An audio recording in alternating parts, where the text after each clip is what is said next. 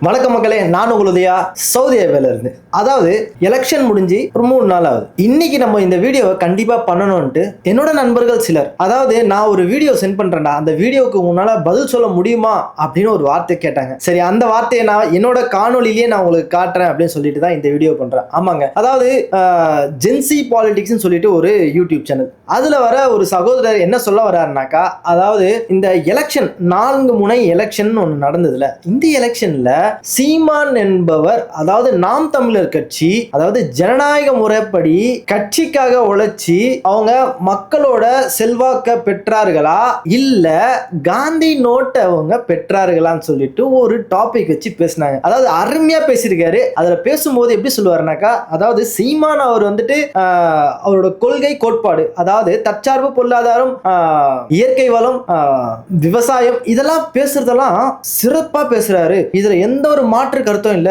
அவரு தான் ஜெயிக்கணும்னு சொல்லுவாரு. பட் நடைமுறையில அதை கரெக்டா பண்ணாரான்னு கேட்டா சந்தேகம் அப்படின்னு சொல்லிட்டு ஒரே ஒரு பதில சொல்றாரு. அதாவது மாங்குடி, எங்க காரைக்குடியில செந்தமிழ் சீமான் வந்துட்டு சம்பந்தமே இல்லாம அந்த தொகுதியில ஏன் போட்டியிடணும், அதாவது காரைக்குடியில டிவிகே பிரபு நிக்கிறாருல, அவரோட வாக்க உடைக்கணும்ன்ற ஒரே குறிக்கோள்ல தான் காரைக்குடியில போயிட்டு அவரு நின்னாரு. மாங்குடிய அவர் எதிர்த்தே பேசல, வெறும் பிரபுவை தான் எதிர்த்து பேசினாரு. அதாவது அணில தான் வந்து எதிர்த்து பேசினாரு. எதிர்த்து பேசுறதுக்கு காரணம் மாங்குடிகிட்ட இருந்து பெட்டி பெட்டியா காசை வாங்கிட்டாருன்னு சொல்லி ஒரு குற்றச்சாட்டு. அந்த ஜென்சி பாலிடிக்ஸ் என்ற அந்த சேனல், அந்த நண்பருக்கு நான் ஒரு கேள்வி கேட்டுக்கிறேன். தமிழ்நாட்டுல அதாவது 234 தொகுதியிலையும் வேட்பாளரை யாரு எப்போ அறிவிச்சாங்க? டிவிகே அறிவிச்சதுக்கு அப்புறம் அறிவிச்சாங்களா, டிஎம்கே அறிவிச்சதுக்கு அப்புறம் அறிவிச்சாங்களா, இல்ல டிஎம்கே கட்சி கூட்டணியில் இருந்ததுல, அதாவது இந்திய நேஷனல் காங்கிரஸ், இந்திய தமிழ் மாநில காங்கிரஸ், இவங்கெல்லாம் வந்துட்டு அறிவிச்சதுக்கு அப்புறம் அறிவிச்சாங்களா,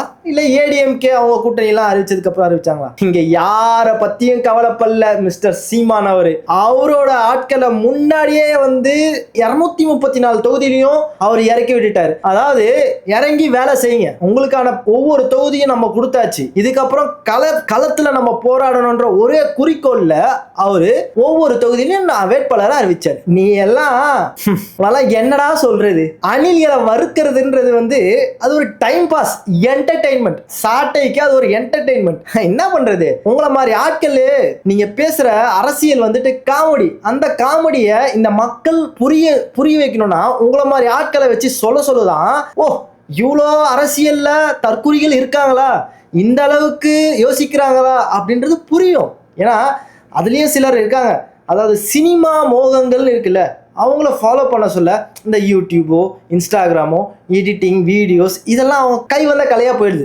ஏன்னா அவங்களுக்கு அதை ப்ராக்டிஸ் இருக்கு. அப்படி இருக்கிறவங்க என்ன பண்ணிட்டாங்கன்னா, விஜய் வந்ததுக்கு அப்புறம் ஏகப்பட்ட வாரியர்ஸ்ன்னு சொல்லிட்டு உள்ள வந்துட்டாங்க. அந்த வாரியர்ஸ், அதாவது தற்குறிகள் நான் எல்லாரையும் சொல்லல, அதுல பல பேர் இருக்காங்க. ஏன்னா அரசியல்ன்ற புரிதல் இல்லாம இருக்கிறவங்களுக்கு அவங்கள மட்டும் தான் நான் சொல்றேன். அரசியல் புரிதல் இல்லாம இருக்கிறாங்களே அவங்கள மட்டும் தான் சொல்றேன். இப்போ நீங்க சொன்ன மாதிரி அவர்கிட்ட வந்து பெட்டி வாங்கினாங்கன்னு, அதாவது சரி பெட்டியை வாங்கிட்டாங்க அப்படின்னு சொல்ற நீங்க, உங்ககிட்ட பக்கா ப்ரூஃப் ஏதாவது இருக்கா? சரி, சாட்டை வந்து டிவிகே பிரபுவை பத்தி 10 வீடியோ போட்டாருப்பா, வரிசையா அவ்வளோ குற்றச்சாட்டு அவங்க மேல இருக்கு. அந்த குற்றச்சாட்டை ப்ரூஃபோட தானே போட்டாரு. இங்க வந்து ப்ரூஃபே இல்லாம வெறும் வந்துட்டு கண்மூடித்தனமா உங்க மேல குற்றச்சாட்டை பேசினாங்களா? அப்படி பேசியிருந்தா அலிகேஷன் அவங்க மேல வந்துட்டு கேஸே ஃபைல் பண்ணலாம்ல. நீங்க ஒரு ப்ராப்பர் வே இருக்கு. குற்றங்கள் சாட்டப்பட்டு இருந்தா, அது குற்றம் செய்யப்பட்டு இருந்தா அது மக்களுக்கு தெரிய வைக்கணும். ஏன்னா அவரு அரசியல் கட்சிக்கு உள்ள வந்துட்டாரு, அதாவது சேவை என்ற ஒரு இதுல வந்துட்டாங்க, மக்கள் முன்னாடி நிக்கிறாங்க, மக்களுக்கான ஒருத்தரா நிக்கிறாங்க. அவர் மேல எந்த கரையும் இருக்கக்கூடாது. அந்த கரை இல்லாத ஒருத்தரா மக்கள் தேர்ந்தெடுக்கணும்ன்றத ஒரு பொதுமக்களா என்னோட கருத்து இருக்கு. ஏன் உனக்கு இல்லையா அந்த கருத்து? அதாவது காங்கிரஸ் கட்சியில இருக்கிறவங்க பல கோடி திருடினாங்க, இவரு கம்மியா திருடினாங்க, அதனால இவரை ஏன் நீங்க நோன்றீங்க அப்படின்னு கேட்கிற. எனக்கு புரியல, உங்களுக்கெல்லாம் என்னடா அரசியல் தெரியுது? அரசியலே தெரியாத உங்களை மாதிரி அந்த தற்குறிகள் சொல்றாங்க பத்தியா, தவறு செஞ்சிருக்காங்கன்னு தெரியுது, ப்ரூஃபோட பேசுறாங்க.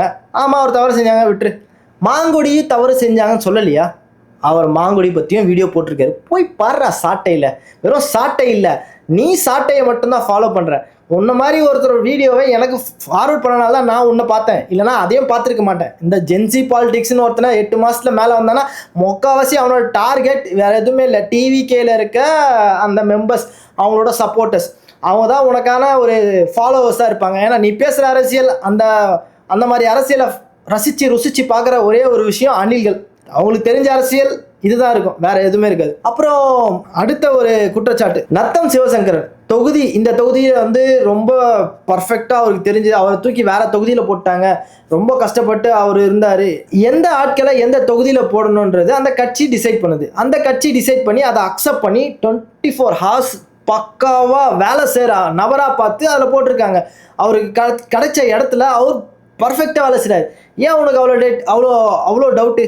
இந்த மே 4 அன்னைக்கு தெரியுமே எந்தெந்த இடத்துல தொகுதியில் வந்து எந்த மாதிரி ஆட்களை இறக்கி விட்டுருக்காரு சீமானனை, அவங்க களப்பணியை எந்த அளவுக்கு செய்கிறாங்க, அதுக்கான வெற்றிக்கனியை அவங்க பறிக்கிறாங்களா இல்லையா உனக்கு மே 4 தெரியும். நீ ஜஸ்ட்டு உனக்கு இந்த மாதிரி வீடியோஸ் ஒன்றும் போடணுனாக்கா மே 4 அப்புறம் போடு. நானும் வந்து பேசியிருக்கேன். அதாவது இவங்க வெற்றி பெறுறாங்களா இல்லையான்றது முக்கியம் இல்லை, பழைய ஓட்டு இருக்கு பார்த்தியா, அந்த கன்சிஸ்டன்சிக்கு கீழே வாய்ப்பே இல்லை ராசா, வாய்ப்பே இல்லை போக. ஏன்னா இது வந்துட்டு சினிமா முகத்துல வந்து உருவான கட்சி இல்ல. அதாவது 2009 நடந்த ஈழ படுகொலை இருக்கு பத்தியா, அந்த படுகொலைக்கு இது மாதிரி உணர்வு நடக்கக்கூடாது, இவங்களுக்கான நியாயத்தை நம்ம பெற்று தரணும் அப்படின்னு சொல்லி ஆரம்பிச்ச ஒரு கட்சி தான் நாம் தமிழர் கட்சி. அவங்களோட கோட்பாட்டு கொள்கை தற்சார்பு பொருளாதாரம், தமிழ் தேசியம், இதை நம்ம இங்க எடுத்துட்டு வரணும். நம்ம தலைவர் என்ன கனவு கண்டாரோ அந்த கனவை தமிழ்நாட்டில் நம்ம நிறைவேற்றணும் அப்படின்ற ஒரே குறிக்கோள்ல வந்தது இந்த கட்சி. உன்ன மாதிரி டைம் பாஸுக்கு, அதாவது டான்ஸ் ஆடியோ நடிச்சோ காமெடி பண்ணியோ அரசியலுக்கு வரல.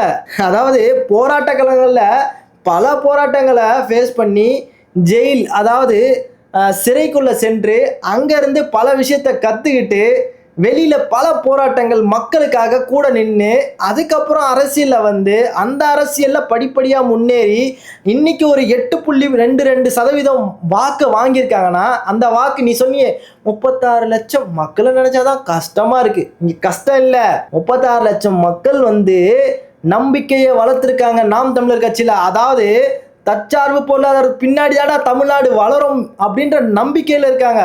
உங்கள் தலைவர் நீ சொன்னியே, அதாவது டிவிக்கேக்காக இப்போ பேசி அணில்களை சுட்டு அணில்களை வச்சு காசை சம்பாரிச்சார். அந்த அணில் கொஞ்சம் யோசிச்சு பாரு, அந்த கரூர்ல 42 பேர் இறந்தாங்களே, 41 பேர், அவங்களுக்கெல்லாம் வந்துட்டு 20 லட்ச ரூபா பணத்தை கொடுத்தாங்களே, அதாவது இழைப்புடா. யார் கொடுத்தா? தலைவர் விஜய் கொடுத்தாரா? அதாவது போய் பாரு, அந்த லாட்ரி சீட்டு பின்னாடி இருக்காங்களே, கேம்பிளிங் பிஸ்னஸ் பண்றாங்களே, அந்த ஃபேமிலில இருந்து வந்தாரு ஆதவ் அர்ஜுனா, அவரோட அக்கௌண்ட்ல இருந்தா டிரான்ஸ்ஃபர் ஆச்சு. ஸோ ஸ்பான்சர் உங்க டிவிகே, அதாவது இந்த டிவிகேக்கு பின்னாடி இருக்க ஸ்பான்சர் யாரா? கேம்பிளிங் பிஸ்னஸ், இவங்க தான் அந்த ஸ்பான்சரு. ஸோ அதனால அவருக்கு எந்த ப்ராப்ளமும் இல்லை, விஜய்க்கு எந்த ஒரு நஷ்டமும் இல்லை. இவங்ககிட்ட இருக்க பணம்ன்றது வந்துட்டு பல குடும்பங்களை ஏமாத்தி, அதாவது லாட்டரி சீட்டு மூலியமா பல கேஸ்கள் ஃபைல் ஆகி அந்த மாதிரி ஆட்களை கூட வச்சுட்டு நீ அரசியல் நடத்துற. உன்ன மாதிரி ஆட்களை தமிழ்நாட்டில் விட்டா எவ்வளோ பெரிய விஷயம். ஒரு வைரஸ் ஸ்ப்ரெட் ஆச்சுன்னா எப்படி இருக்கும்? அதுவும் உன்னை நம்பி ஃபாலோ பண்றாங்க பத்தியா, அந்த தற்கொலை கூட்டம் இருக்கு பத்தியா, அது பல பேர் இருக்காங்க. அவங்களுக்குலாம் அரசியல் புரிதல் எப்படி கிடைக்கும்? உன்ன மாதிரி ஆட்கள் அவங்களுக்காக சப்போர்ட் நீங்க பண்ணீங்கன்னா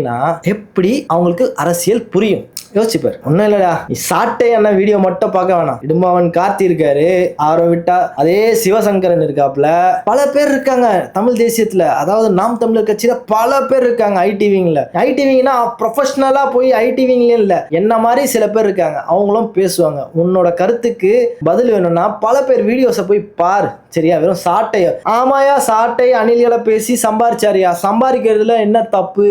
அதாவது அந்த டைமை ஸ்பெண்ட் பண்ணி நீங்க பண்ண தப்ப வெளியே எடுத்துட்டு வந்து மக்களுக்கு காட்டுறாங்க, அது மக்கள் பாக்குறாங்க, அது மூலியமா யூடியூப்ல வருமானம் வருது. அவரோட பிழைப்புக்காக அவர் நடத்துறாரு யூடியூப்னு நீ நினைச்சனா அது உன் தப்பு. அவரு பொறுத்த வரைக்கும் மக்களுக்கு புரிதல் வேணும், மக்களுக்கு தெரியணும் உண்மை என்ன அப்படின்ற ஒரு நோக்கத்துல அவர் பண்றாரு. அதுல இருந்து வர வருமானம் அவர் எப்படி செலவு பண்ணிட்டுமே, அவரோட குடும்பத்துக்கு அவர் செலவு பண்ணிக்கிட்டோம், கட்சிக்கு அவர் செலவு பண்ணிக்கிட்டோம். உனக்கு ஏன் வலிக்குது?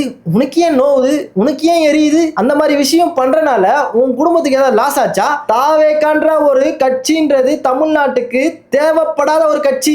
ஏன்னா அவங்களோட கொள்கைன்றது 2 சைட்ல இருந்து திருடி வச்சுக்கிட்டது. அதாவது திராவிடம், தமிழ் தேசியம். இவங்க எந்த விஷயத்த தனக்குள்ள இருக்கிறத சிந்திச்சு எடுத்துட்டு வந்திருக்காங்க.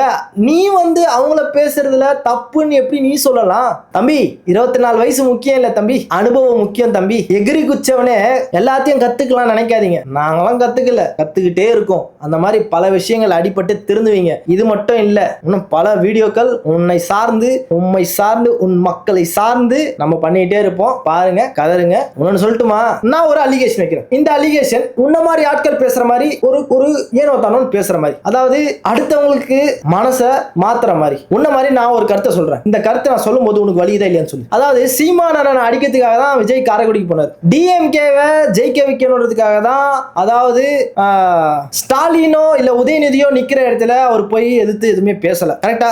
ஏன் எடப்பாடி நிக்கிற இடத்துல டம்மி வேட்பாளரை போட்டு அவர் வாபஸ் வாங்கிட்டு போனது இதுவும் நீங்க நடத்துற ஒரு பிளான் தானே. ஏன்னா உன்னோட வீடியோல நீ என்ன பேசியிருப்ப, அதாவது ஏடிஎம்கே கூட விஜய் போவாரு, கட்சியை வந்துட்டு அவங்க 2 பேரும் சேர்ந்து ஆட்சி நடத்துவாங்க, வெற்றி கோப்பையை பகிர்ந்துப்பாங்க அப்படின்னு சொல்லி நீ உன்னோட வீடியோல போட்டிருக்க. நீ மட்டும் இல்ல, விர்ச்சுவல் வாரியர்ஸ் சொல்ற நிறைய பேர் அதான் பண்ணிட்டு இருக்காங்க. யங் தாத்தான்னு ஒருத்தர் சொன்னா அவனும் அவனோட ஸ்டேட்டஸ்ல அதான் போட்டிருப்பான். அதாவது போஸ்ட்ல ஜென்சி பாலிடிக்ஸ் நீங்க பேசுறீங்களே, நீனும் அதான் பண்ணிருக்க. ஸோ ஆக மொத்தத்தில் நீங்கள், அதாவது திமுகவுக்கு ஆப்போசிட் அதிமுகவுக்கு ஆப்போசிட்லாம் இல்லை, திமுகவுக்கு சப்போர்ட் அதிமுகவுக்கு கை கொடுக்குறது, 2 பேருக்கும் நீ தூக்கி விடுற வேலையை பார்த்துட்டு இருக்க. அதாவது சீமானை அடிக்கணுன்றதுக்காக மட்டும்தான் நீ இறங்கியிருக்க. இப்போ நான் ஒன்று சொல்றது, அது இப்போ நான் கேட்டேனே, அதுக்கு உன்கிட்ட பதில் இருக்கா? சொல்ல முடியுமா? உன்ன மாதிரி ஆட்கள் தமிழ்நாட்டுக்கான வைரஸ். அதாவது இந்த டிவிகேவே அப்படிதான். அதை கட்டாயமாக க்ளீன் பண்ணணும். அதுக்கான வேலையை என்ன மாதிரி ஆட்கள் கண்டினியூஸாக செய்வோம். நன்றி. மீண்டும் ஒரு நல்ல வீடியோவுடன் திரும்ப வந்து சந்திப்போம். அதுவரை உங்களிடமிருந்து விடைபெறுவது உங்கள் உதயா ஃப்ரம் குரு சிஷ்யா.